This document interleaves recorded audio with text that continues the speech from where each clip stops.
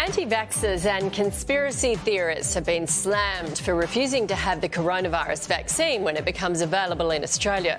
While the Prime Minister's accepted it will be hard to make it mandatory, there are increasing calls for there to be consequences for those who refuse the jab. The government has warned it won't rule out strict measures for those who do not comply. It's a hot topic this morning. To discuss it, I'm joined by 7 News political editor Mark Riley and journalist Louise Roberts. Morning to both of you. Mark, good morning. Do you think the federal government will follow through on these threats?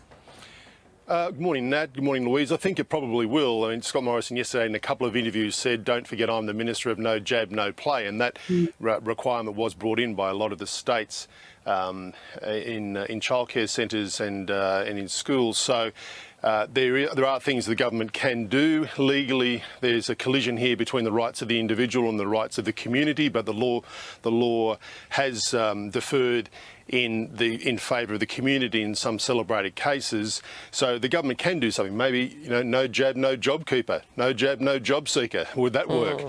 Who knows? But look, the bigger problem here, though, Nat, is a question of moral and intellectual equivalence. This is what the anti-vaxxers want. They want a debate where their Fruit Loop ideas are given the same elevation as science, and we shouldn't give them that. Okay. And the other idea that's really important here is the responsibility on big media companies. By that, I mean those big media companies who say they aren't big media companies. Facebook, Twitter, Instagram, and all these social media platforms. When all these nutcase theories are being propagated on their platforms, they should pull them down. If they can pull down tweets from the President of the United States, they can pull down this gumph, and they should. Well, the amount of things that go around Facebook every day, and you can hear it come out at every barbecue, at every dinner party. It's sprouted. Yes. I know. It's repeated back to you. People can be worried about these things, and people who maybe haven't read deeply into it can be persuaded by it. So this sort of stuff should not be allowed to be put onto social media because it does persuade people, unfortunately. Yeah.